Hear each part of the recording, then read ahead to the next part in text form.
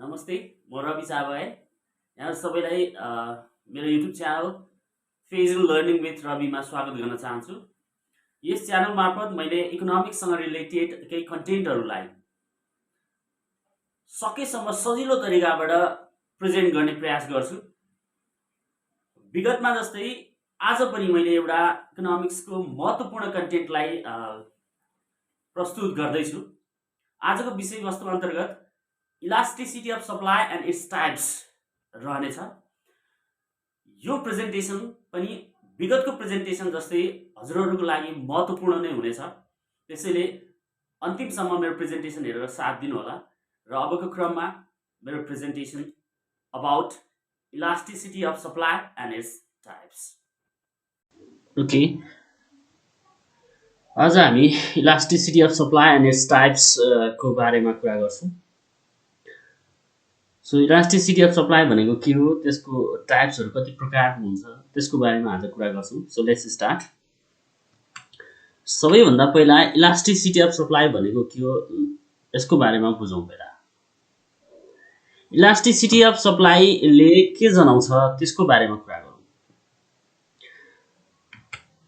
Elasticity of supply refers to price elasticity of supply. Elasticity of supply भन्ने बित्तिकै हामीले price elasticity of सप्लाईलाई बुझ्छौँ। It is the degree of responsiveness of quantity supplied of a product due to the change in price of the product. वस्तुको मूल्यमा भएको परिवर्तनको कारणले गर्दा वस्तुको पूर्ति परिमाणमा देखा पर्ने असर अथवा त्यसले देखाउने रेस्पोन्स, प्रतिक्रिया, त्यसलाई हामी भन्छौँ इलास्टिसिटी अफ सप्लाई।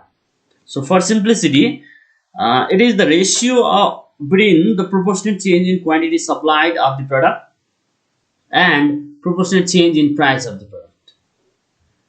वस्तुको पूर्ति परिमाणमा भएको अनुपातिक परिवर्तन र वस्तुको मूल्यमा भएको अनुपातिक परिवर्तन बीचको अनुपातलाई पूर्तिको लोच भनिन्छ। So mathematically, let's define elasticity of supply. ES is equals to del Q upon Q divided by del P upon P.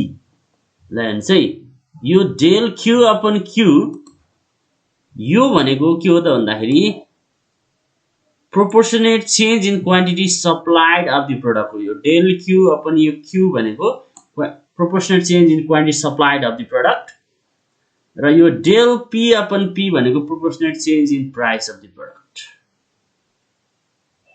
यो दुईटाको रेसियोलाई हामीले के भन्छौँ त, इलास्टिसिटी अफ सप्लाई भन्छ।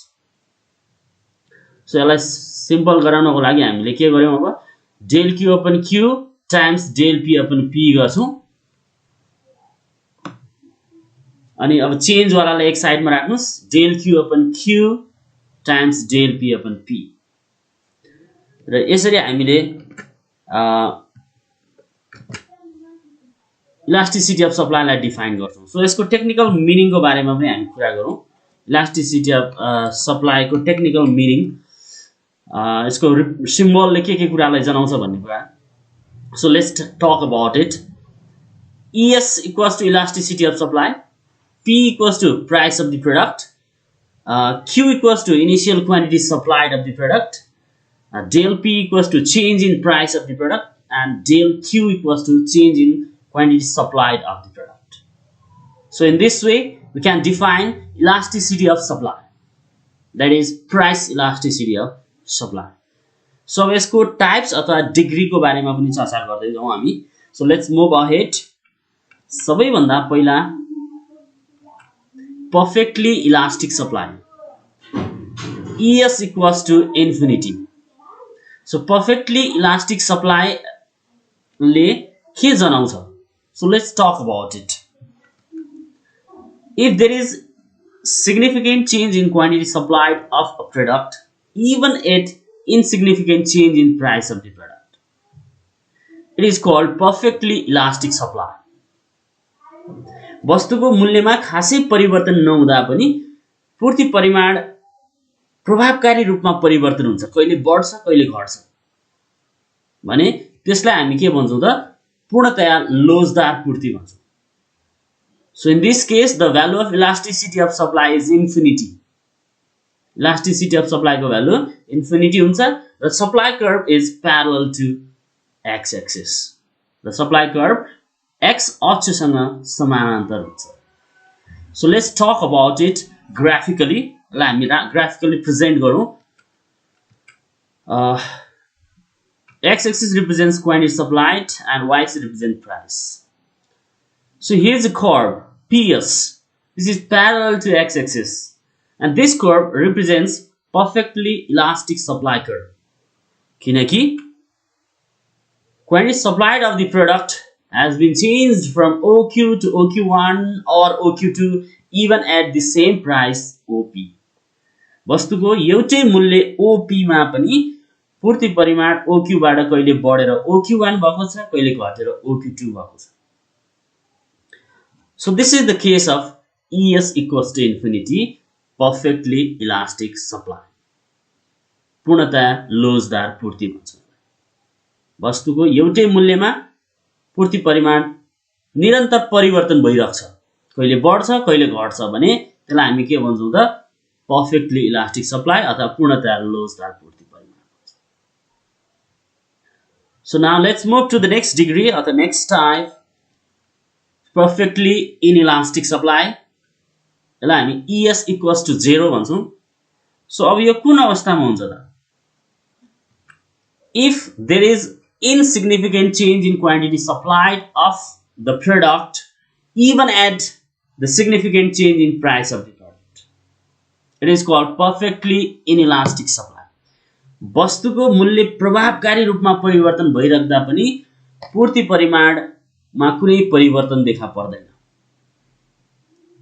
भने त्यस्तो खाले पूर्तिलाई हामीले के भन्छौं त पूर्णतया बेलोजदार पूर्ति भन्छौं. Inelastic supply, perfectly inelastic supply. So in this case the value of elasticity of supply is 0. र यस अवस्थामा वस्तुको पूर्तिको लोच शून्य हुन्छ and the supply curve is parallel to y axis. र पूर्ति वक्र y अक्षसँग समानान्तर हुन्छ. यो अगाडि हामीले जुन कुरा गरेथ्यौं अघि इलास्टिक पर्फेक्ट इलास्टिक सप्लाई त्यसको जस्ट अपोजिट हो. त्यसमा हामीले के कुरा गरेको थियो अघि भने वस्तुको पूर्ति परिमाण निरन्तर परिवर्तन भइरहेको देखाइरहेको थियो, मूल्य चाहिँ स्थिर थियो. अब यहाँनिर के छ त भने वस्तुको मूल्य परिवर्तन भइरहेछ तर पूर्ति परिमाण स्थिर रहेको छ. So let's present this perfectly inelastic supply graphically. So x-axis represents quantity supplied of the product, y-axis represents price. The curve QS is parallel to y-axis and it represents perfectly inelastic supply curve where price of the product has been changed from OP to OP1 or OP2, but quantity supplied of the product is same, that is OQ. It is constant at OQ even at the change in price from OP to OP1 or OP2. So this is the case of ES equals to 0 or perfectly inelastic supply. यस अवस्थामा के भइरहेको छ भने वस्तुको मूल्य OP बाट कहिले बढेर OP1 र घटेर OP2 हुँदा पनि वस्तुको पूर्ति परिमाण चाहिँ OQ मा नै स्थिर छ, कुनै परिवर्तन छैन. त्यसैले वक्र QS जुन y अक्षसँग समानान्तर छ यसले पूर्णतया बेलोजदार पूर्ति वक्रलाई जनाउँछ. Perfectly inelastic supply curve. So let's move to the next one. That is unitary elastic supply. ES equals to 1. अब यसको लागि के हुनु पर्यो? क्वान्टिटी सप्लाइड मा भएको प्रोपोर्शनेट चेन्ज र प्राइस मा भएको प्रोपोर्शनेट चेन्ज इक्वल हुनु पर्यो. If the proportionate change in quantity supplied of a product is equal to proportionate change in price of the product, it is called unitary elastic supply. यदि वस्तुको पूर्ति परिमाणमा भएको अनुपातिक परिवर्तन र वस्तुको मूल्यमा भएको अनुपातिक परिवर्तन दुवै बराबर हुन्छ भने त्यस अवस्थामा वस्तुको पूर्तिको लोचको मान एकाइ बराबर हुन्छ युनिटरी इलास्टिक सप्लाई भन्छौँ हामी त्यसलाई र in this case the value of elasticity of supply is equals to unity that is ES equals to 1 so यसलाई अब हामी ग्राफिकली रिप्रेजेन्ट गरौँ ल हेरौँ त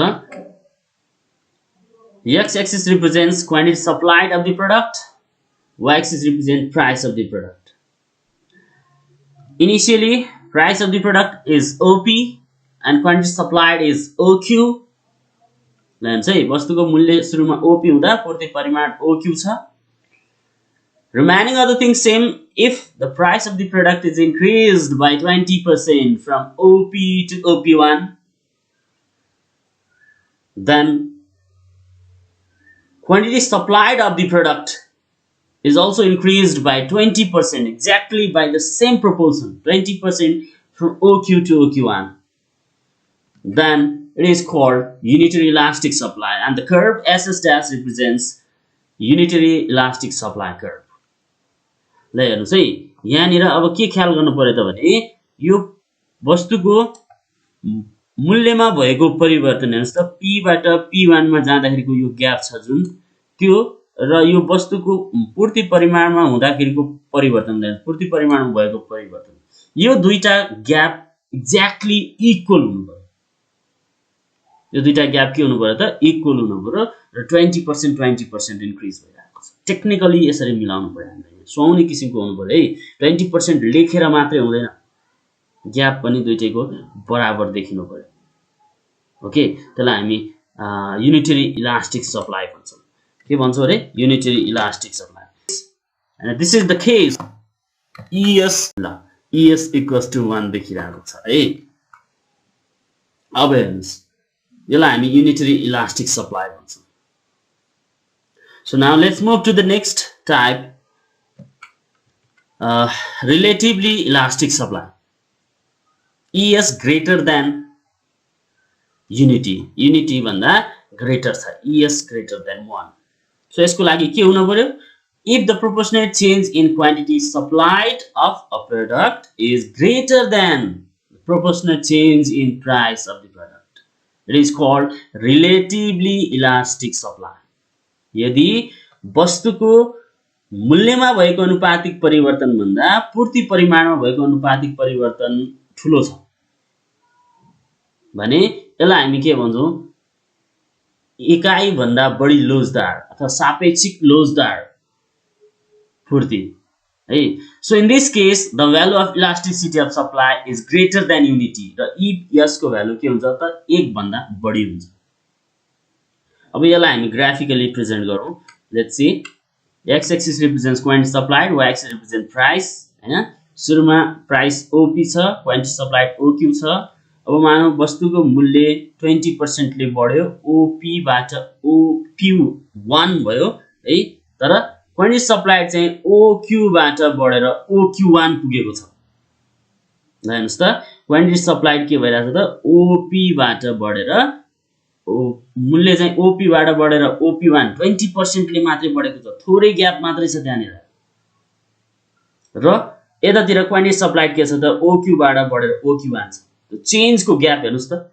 क्वान्टिटी सप्लाइड को कति धेरै छ प्राइस को थोरै चेन्ज को ग्याप छ P देखि P1 जम्मा 20% को ग्याप हो थोरै छ तर यता क्वान्टिटी सप्लाइड को ग्याप हेर्नुस् त change in quantity supplied OQ बाट OQ1 50% ले बढेको छ ग्याप पनि ठूलो छ सो हेर्दा पनि 20 र 50 को ग्याप फरक देखिनु पर्यो टेक्निकली यसरी मिलाउनु होला so the curve SS dash represents relatively elastic supply curve where the quantity supplied of the product is increased by 50% from OQ to OQ1 along with the increase in price of the product by 20% from OP to OP1 वस्तुको मूल्य 20% ले मात्रै परिवर्तन हुँदाखेरि बढ्दाखेरि पूर्ति परिमाण 50% ले बढेको छ त्यही भएर यसलाई हामी के भन्छौं त सापेक्षिक लोजदार पूर्ति भन्छौं रिलेटिभली इलास्टिक सप्लाई अब यसको अपोजिट कन्सेप्ट पनि हेरौं जसलाई हामी रिलेटिभली इनइलास्टिक सप्लाई भन्छौं ES less than 1 यसको जस्ट अपोजिट कन्सेप्ट हो। यसमा के हुन्छ त अब वस्तुको पूर्ति परिमाणमा भएको अनुपातिक परिवर्तन भन्दा मूल्यमा भएको अनुपातिक परिवर्तन ठूलो हुन्छ।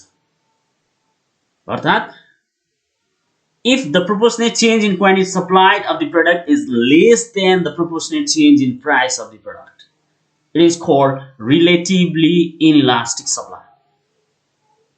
यदि वस्तुको पूर्ति परिमाणमा भएको अनुपातिक परिवर्तन कम छ र मूल्यमा भएको अनुपातिक परिवर्तन धेरै छ भने त्यसलाई हामी सापेक्षिक बेलोजदार पूर्ति भन्छौं। So in this case the value of elasticity of supply is less than unity र यो अवस्थामा वस्तुको पूर्तिको लोचको मान 1 भन्दा कम हुन्छ।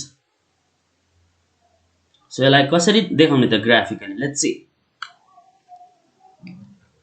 X axis represents quantity supplied, Y axis represents price of the product. Initially price of the product is OP, quantity supplied is OQ लैन्छ है। अब हेर्नुस् price of the product 50% ले इन्क्रिज भयो। OP बाट हेर्नु त कति धेरै बढेको छ। OP1 ग्याप हेर्नुस् त कति ठुलो छ भने क्वान्टिटी सप्लाइड के भयो जम्मा 20% ले मात्रै बढ्यो, थोरैले बढ्यो।